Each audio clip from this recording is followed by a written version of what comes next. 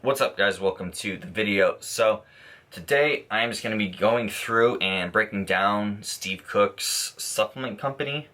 I think it's been out for a little while and I just haven't really seen anyone talking about it or posting about it or trying their products at all. So I'm just going to go through and see what the labels look like, see what the ingredients are, let you guys know if I think they're efficaciously dosed or if it's something that I would personally try. So we'll see how it goes. If you don't know who Steve Cook is, he's basically like the men's fitness model, men's physique guy of the last 10, 12. I think I was a fan of his when I was like in high school on the magazines and all that stuff, and that was like 2012. So we're like 10 years I've been following him, and I mean the guy's been at the top since. I feel like he's been with Gymshark forever. He was like the face of bodybuilding.com and Optimum Nutrition, all that stuff for years, and I think this is like the first thing he's done since leaving Optimum Nutrition a few years ago. But I'm just gonna go through all the products actually, because he's got like a hair in my mouth. He's got 4 products: a protein, a pre-workout, a BCA, and a pump product. There we go. So we'll just start with the protein, because that's gonna be pretty easy. It's got like 4 flavors. We got orange dreamsicle, fruity strawberry, cookies and cream, and chocolate. So honestly, when it comes to proteins, most of these brands, if they're just doing a whey isolate or a whey concentrate, it's basically just private labeled. They're just paying for the product and slapping their label on it, and then adjusting the flavor profile to fit their brand's needs.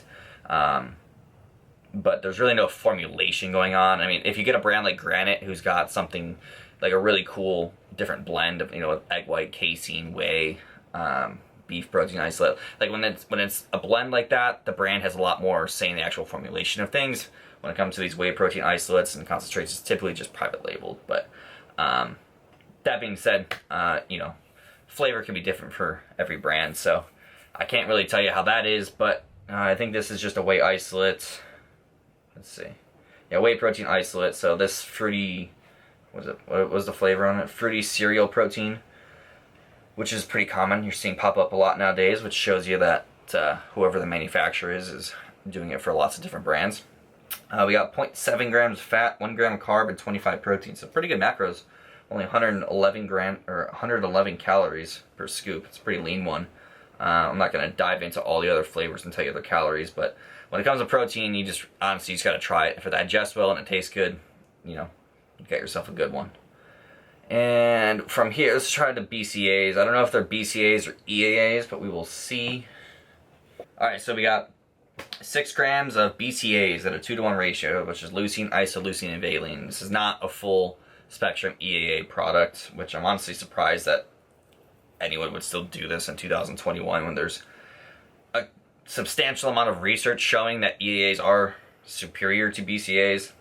I don't know, whatever. At the end of the day, neither of them are really going to make that big of a difference. It's really maybe a little bit of recovery and good flavoring is really what you're getting. But we have 6 grams BCAs, 1.5 grams of tyrosine, which is an ingredient I really like. It's good for focus if you're drinking these intra-workout, or like in the morning before you do some cardio. You're going to get some good focus benefits from it. Vitacherry. Vitacherry is a good antioxidant that's typically used in like recovery products that'll kind of reduce soreness. So that's a pretty good addition, I suppose. I just don't get why they didn't use the full EAAs, but whatever. And then Actogen to help with the absorption. So pretty straightforward. If you like BCA products, you're getting a couple little cool things added to it. I'm sure it tastes good, but yeah, I don't use BCA products. I would prefer a full EAA, but it is cool that they have the Vitacherry and the tyrosine in there. So for the price point, I wouldn't get it myself, but I'm sure there's discount codes out there somewhere. I don't know if they have athletes or ambassadors or whatever, but I'm sure you could find some sort of discount code out there. Let's go to the pre-workouts, and then I'll do the stim-free one last. The labels on these are cool. I love how simple they are, just like the black and the neon type colors. They're cool. So off the bat, it's a 30 serving product. So typically what you're seeing nowadays is most companies, pretty much due to the dosages that brands are using and the amount of ingredients brands are using, the can't even speak. The scoop size is getting so big that you're seeing 40 serving products, but in reality, you need to do 2 scoops to get the full dose, so it's really only 20 servings, but they just put on there 40 servings because you technically could get away with a half serving, but, or 1 scoop instead of 2 scoops, but whatever. So this one, you're actually getting a full 30 servings for the dosages on here. I mean, you could double it, I guess, and it still would be a decent product, but and then you're only getting 15 servings, so I don't know if you really want to do that. But anyways, some B vitamins, some sodium, probably as a byproduct of other things in here. Citrulline at 4 grams, basically the minimum you want to see. Beta-alanine, 3.2. Taurine, 1 gram. Those are all good. Caffeine, this natural caffeine thing. To be honest, like, does it really make a difference? Are you really going to feel a difference if it's natural caffeine or if it's caffeine anhydrous? No, you're really not, to be honest. Some people say you might, but in my opinion, you're really not.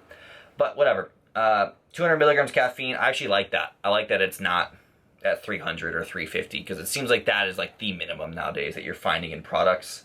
This is the only stimulant in there, so it's not going to be like an overwhelming product by any means. Very basic. You could probably give it to any sort of, like, your mom, and she might be fine using this. But I like that level of stimulant. I don't like to feel like cracked out of my mind when I'm taking a pre-workout. And then we got Elevate TP at 150 and S7 Pump Blend. S7 is an interesting one. I'm surprised that they actually used it.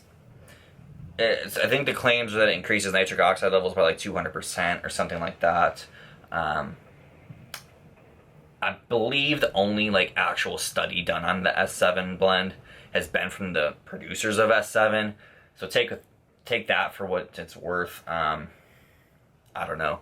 I've used products like pump products that use S7, but they also use like glycerol and citrulline, other things in there. So I couldn't tell you if S7 was what was doing it.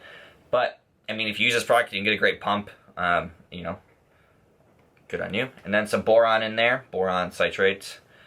Boron's kind of good for increasing free testosterone levels. So, you know, it's typically you're going to find it in like a multivitamin. But yeah, pretty straightforward product. I think, you know, for 30 servings, it's not bad. It's something I would use it. I would try it out. I don't need these crazy products that are hitting you from like 8 different pathways and all that sort of stuff. I have them. I love using like my gorilla mode. I use that probably 1 or 2 times a week just because it is fun to throw in there. But typically for most of my workouts, like something like this is perfectly fine for me.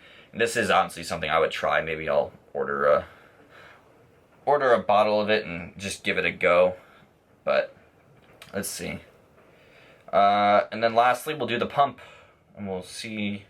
This is priced the same as the stimulant one, and I think it's 30 servings as well. Yeah, so 30 servings, priced the same. Creatine monohydrate at 5 grams, not really anything that has to do with pump, but you know, it's a nice addition, I guess, if you don't want to supplement with it outside of your pre-workouts.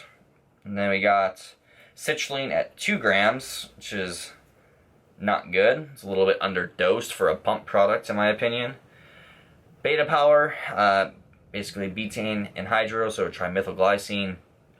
And it helps with increasing like intracellular hydration, acting as osmolyte. Hydromax glycerol powder, 1.5 grams, a little bit low, which glycerol powder is hard. So like using on your Hydromax, it's tough because in reality, you really, for bodybuilding purposes, like for pump purposes, you really want probably around 3 grams or so minimum. For endurance athletes, you really want up around like 20 grams. Obviously this is geared towards like just getting a pump, so 1.5 grams, it's a little low in my opinion. It's hard to say why. Maybe they just didn't want to put it in because a lot of times it can clump up the powder, so you can get kind of, since it draws fluid in, it can make your products a little clumpy, and then people complain and want refunds. So maybe that's why they didn't put a ton of it in there. I don't know. Ksm66 at 600 milligrams. That's kind of interesting for a pump product, I guess. Ashwagandha Ksm66 is an adaptogen, so it's going to help your response to stress, lower cortisol levels, possibly increase testosterone levels a small bit.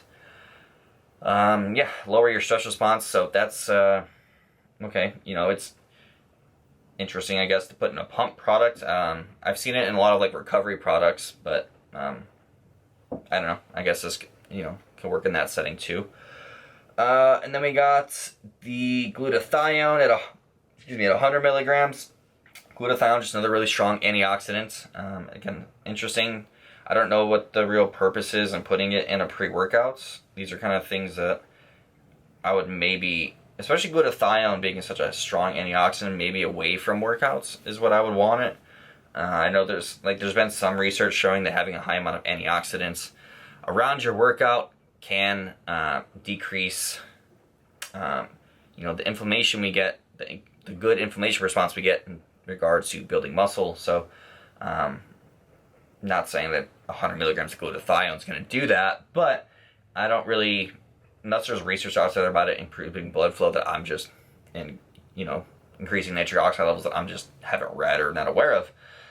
Interesting to put in there, I guess, but really, in my opinion, the only things really in here geared towards pump are going to be the glycerol and the citrulline, which are a little bit low, in my opinion. So, not, and it's got huperzine A, which helps slow the breakdown of acetylcholine in the brain, but there's no choline donor in here, so I don't know. Overall, in my opinion, pump product, not something I would use. It's a little bit thrown together. This looks like some thrown together shit. Not a lot of thought went into it, or they were just trying to do too much in a very basic product and didn't put in dosages for things. Like the KSM's at a full dose, and the creatine's at a full dose, but yeah, I don't know. Whatever. I'm just kind of rambling at this point. Overall, the products are okay. I think I would try like the pre-workout maybe. I wouldn't really. The BCAAs, I don't like that there's not EAA, it's not a full spectrum EAA. The pump product's a little bit weird. And protein is just basic protein.